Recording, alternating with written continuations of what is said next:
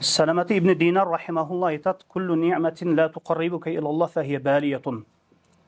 Аллахтың берген әрбір немат жақшылығы сені Аллахқа жақындатпаса, бұл сен үшін бәле болады дейді. Қолыңыздағы мал мүлк, қолыңыздағы бала шақа, дастарханыңыздағы түркін түсті тамақтар, түркін түсті рызқылар, бұның барысы Аллах Тағала тарапынан біз үшін берілген немат жақшылық. Бұл нәрсенің екінші бір тарауында ойлашуымыз керек. Бұл нәрселерден ертеге кеш барып сұралабыз. Аллах Тағала Құранда айтады: "Сумма ла тусалунна яума изин анин наим." Сілерге берілген нематтардан сөзсіз сұраласыңар дейді. Алхамдулилля, мына ушул дастарханыңыздағы мына ушул түрді нематтар біздің алдымызда тұрады. Бұға да Аллах Тағала беріп атат бізге, алхамдулилля. Кейде мына шундай ойлойбуз, мына шундай айтқанда біздің жашоо ушундай, алхамдулилля. Кейде бір күн кечке чейин, ертеден баштап кечке чейин тамақ жеген күндөрүбүз да болот. Ертеден кечкече кылар ишибиз, тамақ жеш күндөрүбүз да болот. Бұл албетте бұл келген тамақтардың барысы Аллах Тағаладан келіп жатат. Эми башка бир жерде бир мусулмандар, кейбір адамдар ачкалыктан өлүп атат. Ачкалыктан кейбір жерде мына Афганистанда кызын сатып атат. Кейбір жерлерде ачкалыктан бөйрөгүн сатып атат. Bir böreğini berip, же bir kızını berip, же bir balasını berip, şu kalgan 4-5 balası bolsa, bir balasını satıp жиберип, mына Afganistan'da болгон окуялар жакшы билесиздер, көрүп аткан чыгарсыздар. Bir kızını berip, kalganı тирүү калсын, тирүү калганына тамак аш алып жейбиз деп, мына ушундай оор сыноолорду, оор кыйынчылыктарды, ачкачылыктарды өткөрүп жаткан элдер дагы бар. Мына алхамдулилля биздин алдыбызда, мына көз алдыбызда түрдүү түстүү тамактар бар. Алхамдулилля, мына жегенибизден кийин да канча тамак калат бул жерде. Бунун үчүн Аллахка көптөгөн шүгүрлөрдү айтуубуз керек. Эми инсандын жашоосунда ысык суук бар. Инсандын тагдырына баары бир жазылган, жакшылык, жамандык жазылган. Инсан үчүн бул жашоо, бул майдан, мунун баарысы сыноо болот. Бул дүйнөнүн жакшылыгы дагы, жамандыгы дагы сыноо. Мына ошондуктан мындайча айтканда кеңиричилик менен, мына рызкылар менен биз сыналып атабыз. Бул рызкыны жегенден кийин, ичкенден кийин сөзсүз Аллах Тааланын буйруган буйруктарын аткарыбыз керек, өз ордуна коюубуз керек. Мунун албетте эртеби кечби баары бир сурагын бере турган күндөр дагы болот. Мына ушул жерде азыр мына ушул отуруубузда, мына ушул мажлисибизде бир хадис айтпай, же бир кичине шарият өкүмдөрүн окуп үйрөнбөй туруп кетсек, албетте бул мусулманчылыкка жана иманыбызга жарашпаган иш болот да. Ошондуктан алхамдулилля кайсыл жерде жыйналбайлы, ошол жерде аят, хадистер окулунуп, айтылынып турсак, бул үчүн биз үчүн бул нерседе берекет, көптөгөн жакшылыктар болот. Төмөнкү хадисти имам Абу Дауд рахимахулла өзүнүн сахихинде риваят кылган. Пайгамбарыбыз саллаллаху алейхи ва саллям айтат: "Мен радия биллахи раббан ва бил ислами динан ва би Мухаммадин саллаллаху алейхи ва саллям расулан набиян ваджабат лахул жанна" дейт. Ким Аллах менин Раббим Аллах деп разы болсо, менин Раббим Аллах деп разы болсо, жана диним ислам деп разы болсо, жана Пайгамбар Мухаммад саллаллаху алейхи ва саллям Аллахтын пайгамбары, элчиси деп разы болгон болсо, мына ушундай бекем иманда жашап өткөн болсо, ага жаннат 5 важип болот дейт. Жана Пайгамбарыбыз саллаллаху алейхи ва саллям башка бир хадисинде дагы айтат: "Мен заqa ta'amal иман." Ким имандын дамын татат десе, ким менин Раббим Аллах деген болсо, жана менин диним ислам деген болсо, жана менин пайгамбарым Мухаммад саллаллаху алейхи ва саллям деп мына ушундай айткан болсо, имандын дамын ошол инсан татат дейт.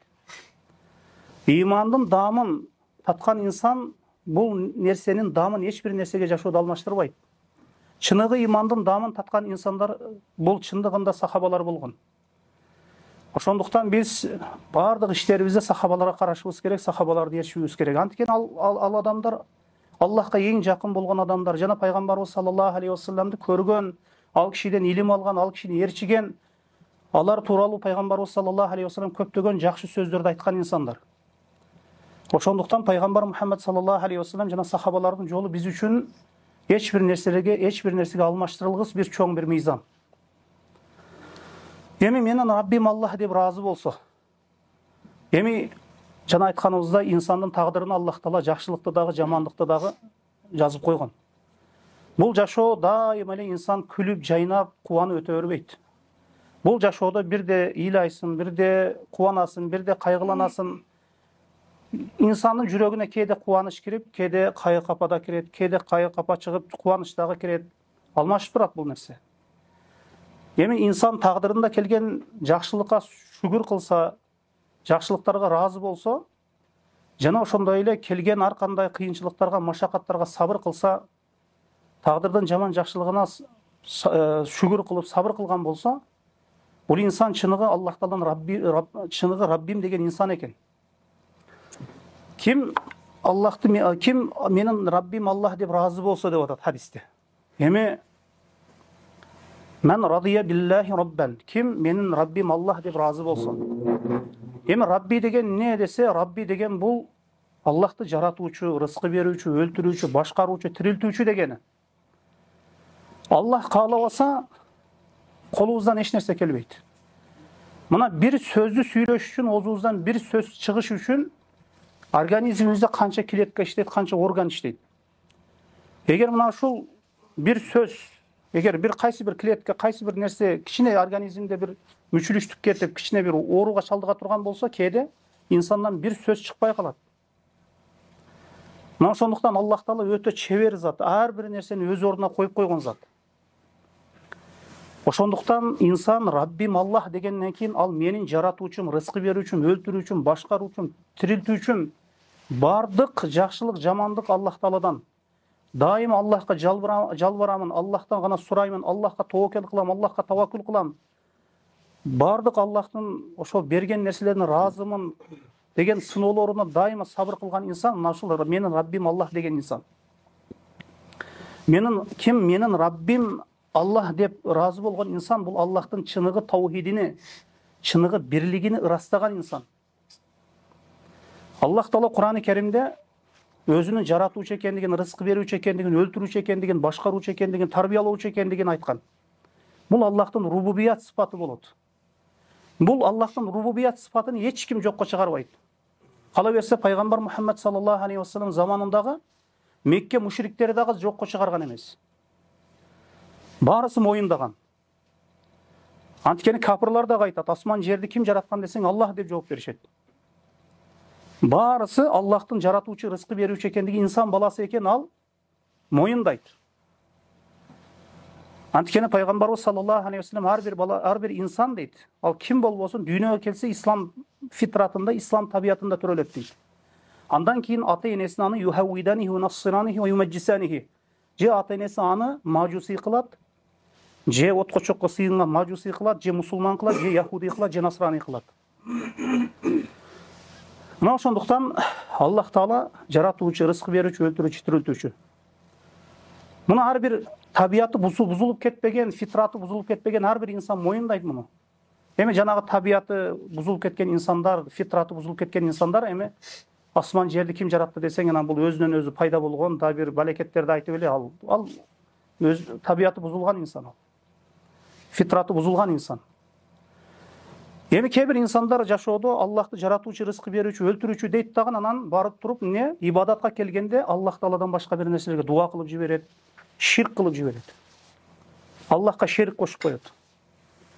Айланайын Аллах Тааланы рызкы берүүчү, жаратуучу, өлтүрүүчү деп моюндайсың, моюндайм. А эмне үчүн анда ибадат кылган кезде, дуа кылган кезде, рүкү кылган кезде, сажда кылган кезде эмне үчүн Аллах Тааладан башка бир нерселерге дуа кылып жатасың? Анан айтат, бир эле жообу жанагы же ушундай окуп калдык, же ушундай ата бабабыз ушундай көрсөтүп койгон дейт. Бул туура эмес. Аллах Таала Кур'ан-ы Керимде вa'budullah ва ла тушрику бихи шей'a.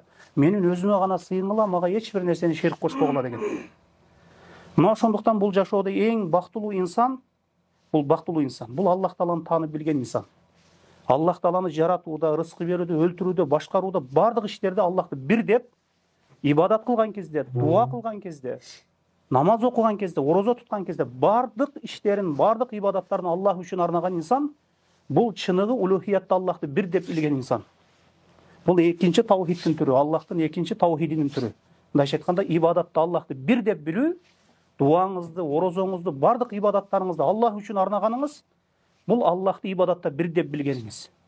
Мына ушул ибадаттағы түрдегі таухид менен пайғамбарлар келишти. Пайғамбарлар келіп, адамдарға мынау асманды, жерді Аллах жаратқан деп ешкімге түшіндірген емес, мұны айтқан емес. Адамдар білген. Әрбір инсан мойындайды бұл нәрсені. Пайғамбарлар келіп, адамдарға айтқаны, ибадатта Аллахтың өзіне ғана сыйынғылаға ешбір нәрсені шерік қошпоғыла деген. Ошондо шерік, Аллахқа шерік қошқондор менен шерік қошпоғондор тосунан келишпестик башталган. Андан кейін Аллах Тааланын угуучу, көрүүчү, билүүчү, Аллах райымду деген Аллах Тааланын 99 ысым сыпаттары бар. Мына ошол ысым сыпаттарында дагы Аллах Таала жалгыз. Аллах Таала көрүүсүндө көрүп турат бар инсанды билип турат. Бар инсан бар адамдарга райымдуу, мээримдүү. Мына Аллах Тааланын ысым сыпаттары. Мында дагы Аллах Таала жалгыз болуп саналат. Мына ошондуктан жашоодо Аллах Тааланы таанып билсек, биз Кур'ан сүннөткө ылайык. Иншалла дүйнө жана акыретибиз жакшылык болот. Пайгамбар саллаллаху алейхи вассалам айтат. Хадиси куддусиде, мааниси дагы сөзү дагы Аллах Тааладан. Эгер кайсы бир пендем дейт, жердин кабыгы толо күнөөлөр менен келсе, бирок мага шерик кошпогон болсо, мага эч бир нерсени шерик кошпой сыйынбаган болсо, жалгыз өзүмө гана сыйынган болсо, мен ага жердин кабыгы толо райым, мээрим, жакшылык менен келем дейт. Мээрим, райым менен келем дейт. Башка бир хадистин риваятында, эгерде пенденин күнөөлөрү асманга, булуттарга жетип калса дагы, бирок мага шерик кошпогон болсо, мен аны кечирип жиберем дейт. Ошондуктан Аллахка шерик кошпогон, Аллахтын өзүнө гана сыйынган пенделер үчүн Аллахтын мээрим, райымы чексиз. Ошондуктан айтылат да, "Мен хаккака таухида дахалал джанната бигайри хисабин ва азабин" дейт. Ким Аллахтын бирлигин ырастаган болсо, тастыктаган болсо, бейишке азапсыз жана эсепсиз кирет дейт. Бир инсан намаз окушу мүмкүн, ораза тутушу мүмкүн, бирок мына ширк маселесине, Аллахка шерик кошуу маселесине кайдыгер болушу мүмкүн. Мисал үчүн намаз окуйм дейт, ораза тутам дейт, бирок Аллах үчүн эмес. Ораза тутам, мисал Аллах үчүн эмес. Намаз Аллах үчүн эмес. Же бир адамдар үчүн, же бир картайып калгандык үчүн, мындай болсо инсандын жашоосу Аллах үчүн болбоптур. Башка бир аятта айтат, "Айтай Мухаммад саллаллаху алейхи вассалам, "Кул инна салати ва нусуки ва хия мамати лиллахи раббил аламин." Айтай Мухаммад саллаллаху алейхи вассалам, "Менин намазым, курбандыктарым, жашоом, өлүмүм баарысы аламдардын Раббиси Аллах үчүн" дейт. Эми азыркы кезде инсан этият болуш керек, жанагындай майда жашырын инсандын ибадаттарына ширк кирип калуусунан. Ширк кирип калуусунан. Эми ширк экиге бөлүнөт, чоң ширк бар, кичине ширк бар. Чоң ширкте инсан динден чыгып кетет. Аллах Тааладан башкадан барып бала сурай турган болсо, Аллах Тааладан башкадан барып шифа сурай турган болсо, Аллах Тааладан башканы жаратуучу дей турган болсо, башка бир нерселерге руку кылса, сажда кылса, динден чыгат. Эми динден чыкпай турган ширктер бар, бирок кишинин амалдарын азайтып жиберет. Мисалы үчүн бир инсан ораза тутат адамдар үчүн. Адамдар мени бир мактаса экен деп. Бир инсан садака берет, же мечит курат, же жол курат адамдар үчүн. Мунун пайдасы жок. Аллах Таала мындай инсандарга эмне соогун бербейт, аларды сыйлабайт, дүйнө жана акырет жакшылыктар менен сыйлабайт мындай инсандарды. Ошондуктан кыскасы, урматтуу мусулман бир туугандар, бул жашоодо Аллах Тааланы таанып билейли. Эгер дүйнөнүн кээ бир зыйнаттарына дагы жетпей кала турган болсок, бул ничего не страшно. Анткени бул дүйнө кыска. Кимдин мындайча айтканда дагы бир отурумга чейин, бир мажлиске чейин дагы ким бар, ким жок. Аллах Таала ар бирибиздин ажалыбызды белгилеп койгон. Ошондуктан көз алдыбызда эле канча инсандар өтүп кетип атат. Мына ошондуктан инсан жашоодо Аллах Тааланы таанып билгенге, Аллахты бирлигин, таухидин окуп үйрөнүп калганга, мына ушул нерсени жүрөгүндө бекем кармап, мына ушул нерсени бекем түйүп алганга аракет кылыш керек. Бул нерсенин мындайча айтканда чоң неымат экендиги эч бир нерселерге дүйнөнүн эч бир матасына, зыйнатына алмаштырылгыс нерсе. Анткени сиз Аллах Тааланы таанып билдиңиз. Мына ошондуктан Аллахтын таухиди, Аллахтын бирлигин окуп үйрөнөлү. Муаз ибн Жабал радийаллаху анху пайгамбарыбыз саллаллаху алейхи вассалам менен эшекте учкашкан. Пайгамбар саллаллаху алейхи вассалам кичпейил болгон инсан болгон. Кээ бир сахабалар менен эшекте төөдө учкаштырат эле. Мешекте учкашып кетип жаткан кезде, "Я Муаз" дейт. "О Муаз, Аллах Тааланын пенделериндеги акысы жана пенделердин Аллахтагы акысын билесиңби?" дейт. Ошондо Муаз радыйаллаху анху Аллах жанын элчиси билүүчү дейт. Ошондо пайгамбарыбыз саллаллаху алейхи вассалам айтат, Аллахтын пенделериндеги акысы, пенделер Аллахка эч бир нерсени шерик кошуп сыйынбоолору дейт. Эгер сиз Аллахка үчүн ибадат кылып атасызбы? Аллахка дуа кылып атасызбы? Аллахтан башка эч кимди чакырган жоксузбу? Значит, сиз Аллахтын акысын берип атасыз. Бул Аллахтын акысы. А пенделердин дагы Аллахта акысы бар экен. Муну биз өзүбүзчө коюп алганыбыз жок. Же пайгамбар коюп койгон жок муну. Муну Аллах Таала өзү коюп койду. Эгер пенделер Аллахка шерик кошуп сыйынбаса, жалгыз Аллахтын өзүнө гана сыйынышса, анда аларды азаптоосу дейт. Аллах Таала азаптабайм деп атат. Тозогума салбайм деп атат. Ким мага ширк келтирбесе, мага ким ширк келтирбесе, мен өзүмө гана сыйынса, менин өзүмө гана дуа кылса, мен анын не азаптабаймын деп атат. Муаз ибн Жабал ушул айтканыңызды адамдарга кабар берип барайынбы деди эле, пайгамбар саллаллаху алейхи вассалам токтой тур, ушул нерсеге таяныш болот деди. Кийин өлүмүнүн алдында мына ушул хадисти айтып кеткен экен Муаз ибн Жабал радыйаллаху анху. Мына ошондуктан кыскасы туугандар, урматтуу момун мусулман бир туугандар, кандай абалда болбойлу Аллахтын таухидини, ушул Куран, сүннөткө ылайык окуп үйрөнөйлү. Куранды кээ бир адамдар айтат түшүнбөйсүңөр дейт. Жок, Куранды түшүнүш жеңил, эми туура. Кээ бир аяттарды түшүнүү кыйын. Туура сураш керек ал урунда. Мисалы үчүн Аллах Таала Куранда "Ва'будуллах ва ла тушрику бихи шай'a". Менин өзүмө гана сыйын, мага эч бир нерсени шерик кошпо деди. Бул эч бир тафсирге дагы, бир түшүндүрмөдөгө муктаж эмес.